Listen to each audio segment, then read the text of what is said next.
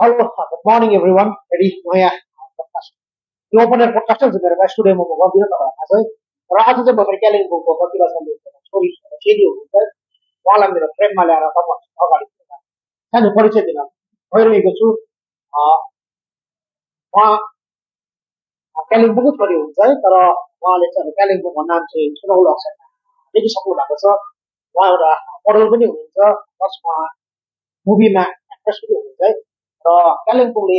आउँदो दिनमा त्यस्ता धेरै प्रतिभाहरू जन्माएर गइरहेका छन् र उहाँलाई म मेरो फ्रेममा स्वागत गर्न चाहन्छु है र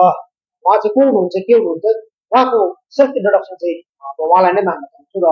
उहाँको मुखाबिन्दबाट तपाईँहरू जान्नुहोस् कि उहाँ कालिम्पोङको हुनुहुन्छ है कहाँ पढ्नु भएको अथवा उहाँको यो ग्रामो वर्ल्डमा जाने एउटा जुन चाहिँ हुन्छ नि मान्छेको इन्सपिरेसन कहाँबाट जाग्यो है उहाँको फर्स्ट एक्सपिरियन्स के पनि उहाँले सेयर गर्नुहुन्छ अनि जुन चाहिँ अहिले अपार्ट फ्रम मोडलिङमा जुन चाहिँ यता एक्ट्रेसको कुरा गर्छु है मुभी फिल्ड है नेपाली मुभी फिल्डमा पनि उहाँ राम्रो प्रतिभा निभाउनु भएको छ र कुन चाहिँ मुभी हो त्यसको लागि पनि उहाँले नै दुई शब्द भन्दैछ म तपाईँलाई प्रेममा ल्याएर बताउन चाहन्छु र उहाँ हुनुहुन्छ मेरो कालिम्पोङको छोरी है र पहिले आफू इन्ट्रोडक्सन अलिकति भनिदिनु है नमस्ते म चाहिँ स्मृति बटवाल म यहीँ कालिम्पोङको तर अहिले चाहिँ म मेरो पढाइले गर्दाखेरि दार्जिलिङमा बसिरहेको छु म अहिले सेन्ट जोसेफ कलेज दार्जिलिङमा पढेको छु as a history honour student अनि मेरो यो मोडलिङको करियर स्टार्ट गर्नुभन्दा अगाडि चाहिँ मेरो एक्सपिरियन्स सेयर गर्न चाहन्छु है अब यो चाहिँ एकदमै धेरै यो ग्ल्यामर फिल्ड भन्छ हामी त्यसलाई यसको चाहिँ खालि हामीलाई चाहिँ म एज अ विनर हाइलाइट भएको छु है तर यसको स्ट्रगलहरू मान्छेहरूले देख्दैन यसको डेडिकेसन मान्छेले देख्दैन हाम्रो एउटा तर म चाहिँ भन्न चाहन्छु म एउटा लकी मान्छे मात्रै होइन तर म चाहिँ एउटा डेडिकेटेड र हार्डवर्क तपाईँले जुन चाहिँ भन्नुभयो तपाईँको एक्सपिरियन्स है जुन दिन तपाईँले ग्रामो वर्ल्डमा स्टेप लिनुभयो खुट्टा टेक्नुभयो त्यो फर्स्ट डेदेखि लिएर तपाईँले ग्राउन्ड हासिल गर्नुभयो त्यो कुन कुन ग्राउन्ड चाहिँ तपाईँलाई चाहिँ हासिल गर्नुभयो त्यो एक्सपिरियन्स पनि अलिक सेयर गरिदिनुहोस् अनि फर्स्ट तपाईँको जुन चाहिँ ग्राउन्ड ताज भएको ताजको बारेमा भन्छ अहिले प्रेजेन्ट ताजको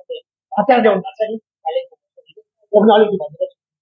फर्स्ट चाहिँ मैले मेरो स्टार्ट गरेँ दार्जिलिङबाटै त्यसको टाइटल थियो मिस एन्ड मिस्टर पहाडी खोजी त्यो चाहिँ हाम्रो दार्जिलिङमा अर्गनाइज भएको थियो फ्री हो मेरो एउटा फर्स्ट डे त्यसमा मैले सोचेँ कि रातको गर्छु है अब मेरो मम्मीहरूले पनि मलाई एन्करेज गर्नुभयो मेरो फ्रेन्डहरूले पनि मलाई एन्करेज गर्यो धेरै इन्करेजमेन्ट पाएँ मैले र आफूबाट पनि हुन्छ सबै कुरामा है मैले पनि एजुकेसन देखाएँ हार्ड वर्क देखाएँ अनि मेरो फर्स्ट टार्गेटमै मैले आफू अब क्राउड एट मिस पहाडीपछि त्यहाँदेखिको मलाई कलकत्ता लग्यो हाम्रो दार्जिलिङ रिप्रेजेन्ट गर्नको लागि त्यहाँ पनि एकदमै राम्रो एक्सपिरियन्स भयो मैले थाहा पाएँ कि हाम्रो नेपालीबाट बाहिर कति पनि कम्पिटिसन हुन्छ उहाँको केटीहरू कस्तो कम्पिटिसन हुन्छ सानो सानो कुरादेखिको लिएर है त्यहाँदेखिको फेरि हालैमा हाम्रो कालिम्पोङमा mister and miss face of the hills छ पनि अर्गनाइज भएको थियो अनि त्यसमा पनि I was proud as miss face of the hills त्यो पनि अब मेरो डेडिकेसन हार्डवर्कले नै हो अनि मेन इम्पोर्टेन्ट डिसिप्लिन अनि हाम्रो यो जनवरी मार्चमा भएको थियो miss and mister north east India model त्यो चाहिँ एउटा नेसनल टाइटल थियो त्यसमा पनि I was crowned as miss north east निकाल्नु भयो अब कालिम्पोङको एकजना प्रतिभाशाली छोरी उहाँले शिक्षा अर्जन चाहिँ कालिम्पोङबाटै 10औं श्रेणीसम्म गर्नुभएको रहेछ त्यहाँदेखि त्यसको बादमा सायद उहाँले हायर एडुकेसन जुन चाहिँ पर्स्यु गर्नुभयो दार्जिलिङमा गर्नुहुँदो रहेछ अनि उहाँको एक्सपिरियन्सहरू तपाईँहरूलाई सेयर गरिदियो है तपाईँहरू देख्नुभयो बुझ्नुभयो स्ट्रगलिङ कतिको छ देख्दाखेरि बाहिरबाट देख्दाखेरि अर्कै देख्छ तर भित्र हार्डवर्क एन्ड डेडिकेसन आफ्नोमा हुनुपर्छ त्यसमा र उहाँले ल्याउनु भयो र उहाँलाई धेरै धेरै बधाई यसको लागि अनि अर्को कुरा उहाँलाई सोध्न चाहन्छु फिल्म लाइनमा अनि तपाईँ प्रवेश गर्नु भएको छ भनेको र फिल्म लाइनमा प्रवेश गर्दाखेरि तपाईँले कहाँबाट अपर्च्युनिटी पाउनु है र तपाईँलाई त्यो प्रवेश गर्दाखेरि फिल्म तपाईँहरूको बनाउनु सक्यो पनि होला है कस्तो एक्सपिरियन्स भयो त्यो भन्नुहोस् अब यो फिल्म इन्डस्ट्री पनि ग्ल्यामरबाटै हुन्छ है म चाहिँ सानोदेखिकै यो एक्टिङ मोडलिङ डान्सिङमा धेरै प्रतिभा मेरो रुचि थियो है यिनीहरू नै अन्त सानोदेखिको मैले सिक्दै आएर होला अब म सप्तश्री पढेको टेनसम्म त्यो सप्तश्रीमा पनि डान्सहरू प्रोग्रामहरू भइरहन्थ्यो र म चाहिँ एकदमै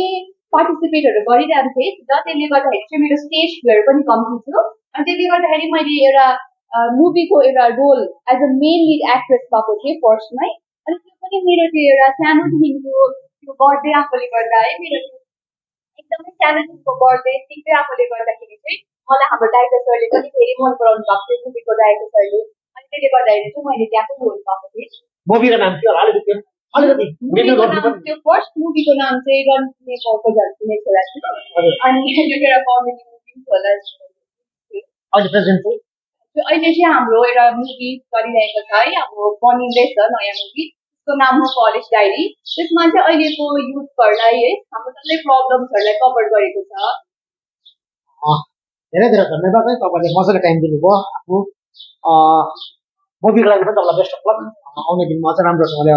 अगाडि बढ्दै जान्छ अहिले तपाईँ कालिम्पोङ इन्डस्ट्रीमा हुनुहुन्छ होइन आउने दिनमा तपाईँ नेपालमा देख्नु मुम्बईमा देख्नु मेरोबाट तपाईँलाई अग्रिम शुभकामना अनि कालिम्पोङबाट दार्जिलिङ जुन चाहिँ तपाईँ शिक्षा अर्जन गर्न जानुभयो नि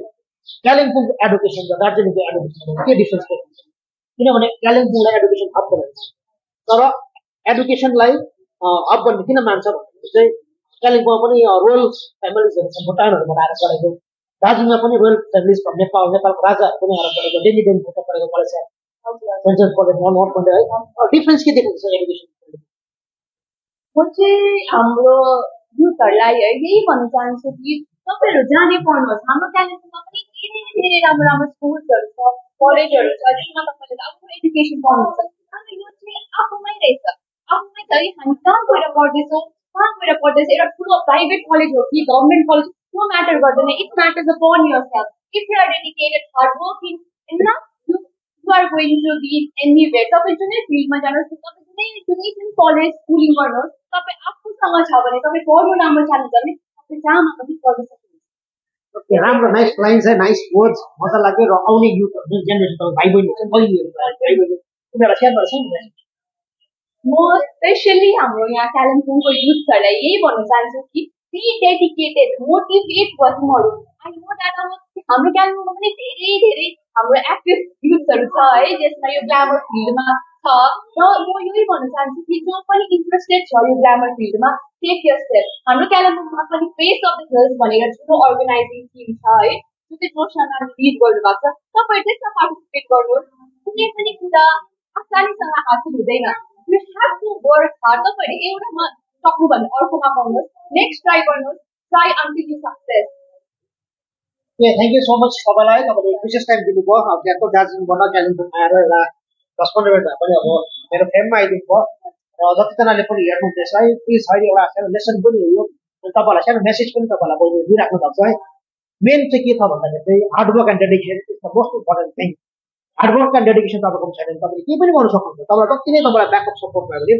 यदि तपाईँ आफै टिक्नु चाहनु हुँदैन भने चाहिँ जिन्दगीमा तपाईँले कहिले पनि सुनौलो अक्षरमा नाम दिनु सक्नु हुँदैन भन्दै आज यो सानो podcast thank you so much